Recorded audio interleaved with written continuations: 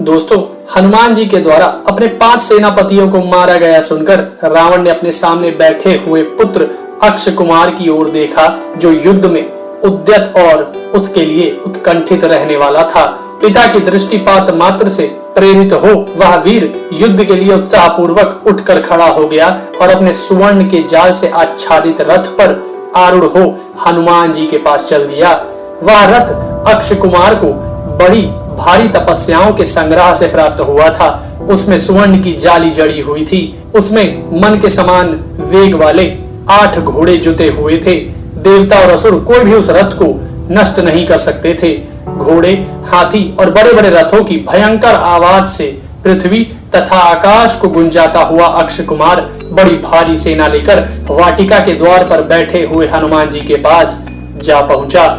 उस समय उन दोनों वीरों हनुमान जी और अक्ष कुमार में जो टक्कर हुई उसकी कहीं तुलना नहीं थी। उनका युद्ध देवताओं और असुरों के मन में भी घबराहट पैदा करने वाला था। हनुमान जी और अक्ष कुमार का वह संग्राम देखकर भूतल के सारे प्राणी चीख उठे। सूर्य का ताप कम हो गया, वायु की गति रुक गई, पर्वत हिलने लगे, आकाश में भयंकर शब्द होने लगा और समुद्र में तूफान आ गया। अक्ष कुमार निशाना साधने, बाण को धनुष पर चढ़ाने और उसे लक्ष्य की ओर छोड़ने में बड़ा प्रवीण था। उस वीर ने 3 बाण हनुमान जी के मस्तक पर मारे। उन तीनों बाण की चोट हनुमान जी के माथे में एक साथ ही लगी। इससे खून की धारा गिरने लगी। वे उस रक्त से नहा उठे और उनकी आंखें घूमने लगी। तदनंतर हनुमान जी युद्ध के लिए उत्कंठित हो अपने शरीर को बढ़ाने लगे। हनुमान जी का क्रोध बहुत बढ़ा हुआ था। वे बल और पराक्रम से संपन्न थे, अतः नेत्राग्निमयी किरणों से उस समय सेना और सवारियों सहित अक्ष कुमार को दग्ध सा करने लगे। रणभूमि में अक्ष कुमार का पराक्रम बड़ा प्रचंड दिखाई देता था। उसके तेज, बल, पराक्रम और बाण सभी बढ़े चढ़े थे। युद्ध स्थल में उसकी ओर दृष्टिपात करके हनुमान जी ने उत्साह में भरकर मेघ के समान भयानक गर्जना की। बल के घमंड में भरे हुए अक्ष कुमार को उनकी गर्जना सुनकर बड़ा क्रोध हुआ, अतः वह अपने बालोचित अज्ञान के कारण हनुमान जी का सामना करने के लिए आगे बढ़ा और उन पर बाणों की वर्षा करने लगा। उस युद्ध में मन के समान वेग वाले हनुमान जी भयंकर पराक्रम प्रकट करने लगे। वे अक्ष कुमार के उन बाणों को व्यर्थ करते हुए वायु के पथ पर विचरते और 2 बाणों के बीच से हवा की भांति निकल जाते। अक्ष कुमार अपने बाणों से आकाश को आच्छादित किए देता था, तो हनुमान जी ने उसे बड़े आदर की दृष्टि से देखा और वे मन ही मन कुछ सोचने लगे। इतने में ही अक्ष कुमार ने अपने बाणों द्वारा हनुमान जी की छाती में गहरा आघात किया। उस चोट को सहकर हनुमान जी वीर अक्ष कुमार के विषय में इस प्रकार विचार करने लगे। यह बलशाली अक्ष कुमार बाल सूर्य के समान तेजस्वी है और बालक होकर भी बड़ों के समान महान कर्म कर रहा है। युद्ध संबंधी समस्त कर्मों में कुशल होने के कारण अद्भुत शोभा पाने वाले इस वीर को यहाँ मार डालने की मेरी इच्छा नहीं हो रही है। यह राक्षस कुमार बल पराक्रम की दृष्टि से महान है, युद्ध में सावधान और एकाग्रचित्त है तथा शत्रु के वेग को सहन करने में अत्यंत समर्थ है। अपने कर्म और गुणों के कारण यह नागों, यक्षों और मुनियों के द्वारा भी प्रशंसित हुआ होगा, इसमें संशय नहीं है।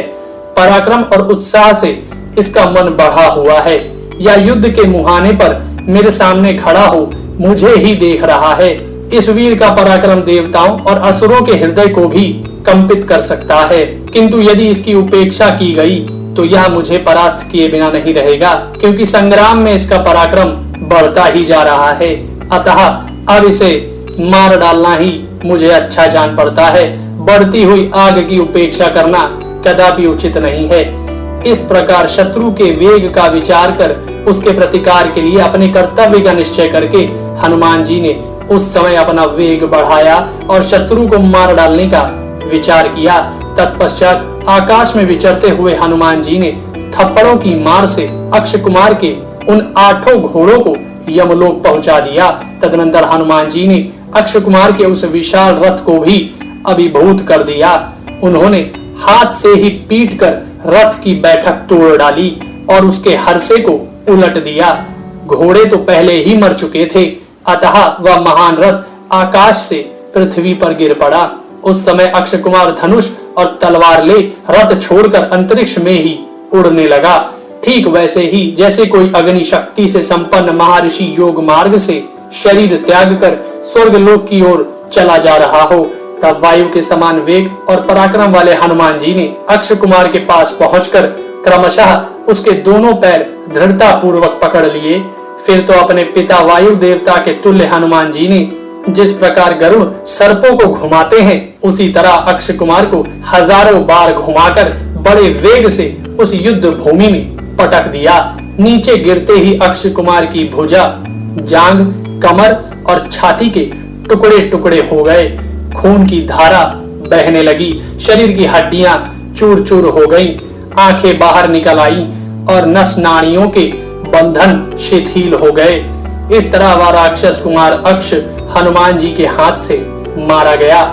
अक्षय कुमार को मारकर हनुमान जी ने रावण के हृदय में बहुत बड़ा भय उत्पन्न कर दिया।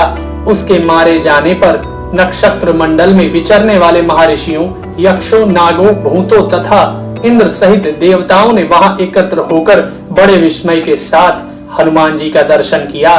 हनुमान जी काल की भांति पुनः युद्ध की प्रतीक्षा करते हुए अशोक वाटिका के उसी द्वार पर जा पहुंचे।